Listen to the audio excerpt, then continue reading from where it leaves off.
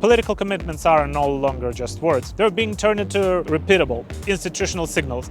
Economic integration with Taiwan is being deepened. Legislation is being used to deter and punish Chinese coercion. And militarily, the focus is no longer just on sending weapons, it is on one core question. Can Taiwan and its partners sustain a fight over time? Just as important, the strategy explicitly brings Taiwan's civil defense, its societal resilience, into the security equation.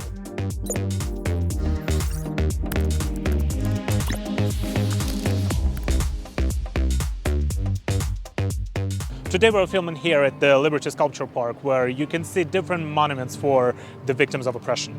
And I think it's a very good location to talk about today's topic, which is related to the expansionism of totalitarian regimes. Over the past few months, the United States has been sending increasingly clear and unmistakable signals about Taiwan. What we're seeing now is a shift away from decades of quiet, implied support towards strategic clarity. Under Donald Trump, Washington is transforming its Taiwan policy from something that relied on personal discretion and back-channel understanding into a normalized, institutionalized, and sustainable framework, one that doesn't depend on who happens to be sitting in the Oval Office. This matters enormously because for Beijing, nothing is more terrifying than US-Taiwan relations becoming normal, not secret, not ambiguous, not deniable, but routine, transparent, and legally anchored. That is exactly what the Chinese Communist Party fears the most. And the clearest signal for this shift is the passage of the Taiwan Assurance Implementation Act, the highest level and the most comprehensive Taiwan-focused legislation the United States has enacted to date. The law is not symbolic, it's not rhetorical, and it is not accidental. It is Washington telling Beijing clearly, publicly, and in writing, America is serious. This marks the first real step towards the normalization of US-Taiwan relations. And at the practical level, it is the most consequential law in the history of the United States-Taiwan relations so far. Of course, it doesn't stand alone, it is built on a clear institutional foundation. At the base is the Taiwan Relations Act passed in 1979, which established the legal framework for US-Taiwan relations after democratic recognition shifted to Beijing. On top of that came the 6 assurances issued by the Ronald Reagan administration in 1982. These are explicit political commitments designed to directly reject Beijing's long-standing narrative that the United States has been gradually conceding to China. Then in 2020, under Donald Trump's first term, Congress passed the Taiwan Assurance Act, which formally elevated the 6 assurances from political statements into binding policy guidance. And finally, in 2025, the Taiwan Assurance Implementation Act did something fundamentally different.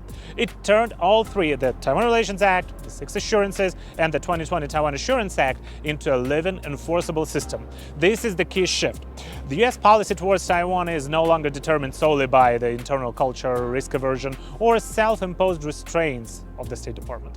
Instead, it is now subject to regular congressional oversight and mandatory review.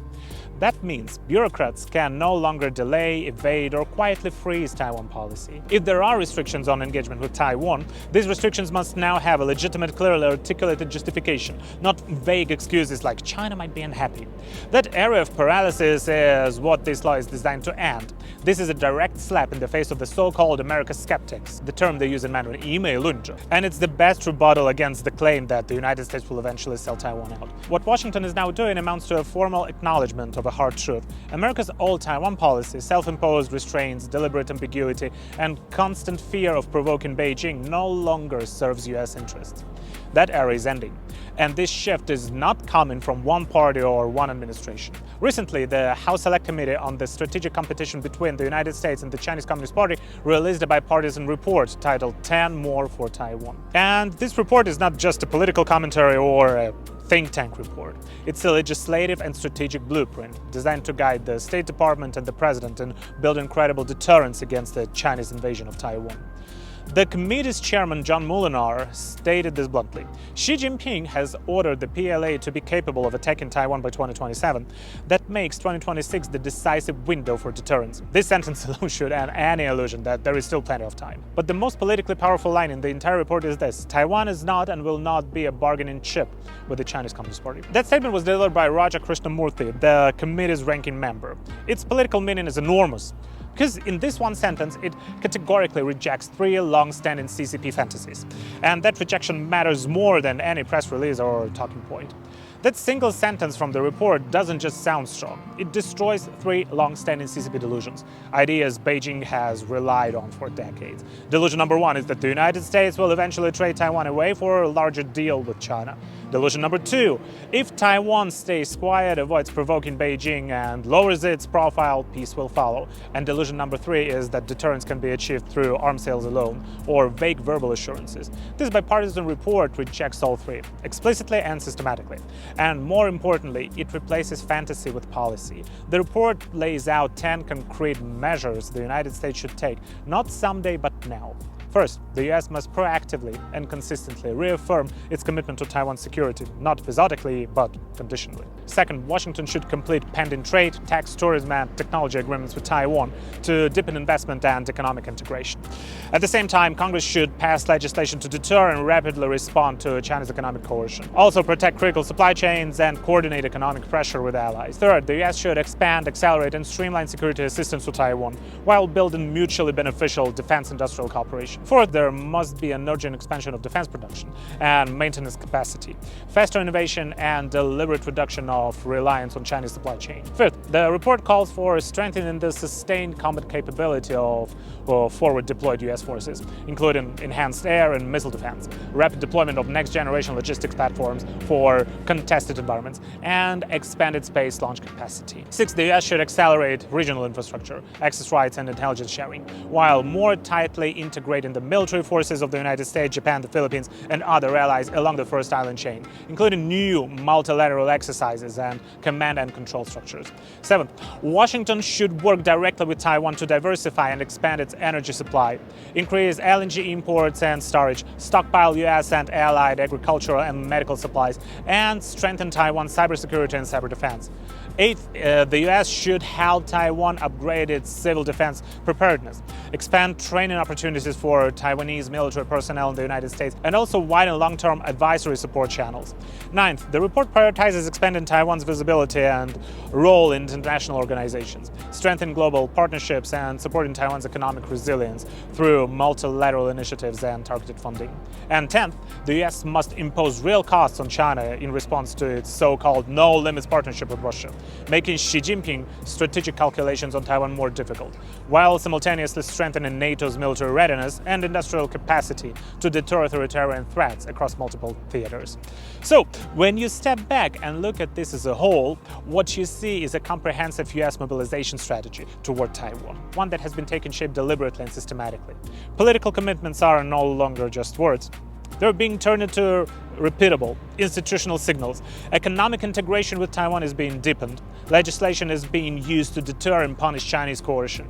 And militarily, the focus is no longer just on sending weapons. It is on one core question. Can Taiwan and its partners sustain a fight over time? Just as important, the strategy explicitly brings Taiwan's civil defense, its societal resilience, into the security equation. The report names it directly: energy security, LNG reserves, and diversified imports, stockpiles of food and medical supplies, cybersecurity and critical infrastructure protection, civil defense systems, and reserve force capacity. In other words, Washington has acknowledged a hard reality. If Taiwan's internal will collapses, US military deterrence collapses with it.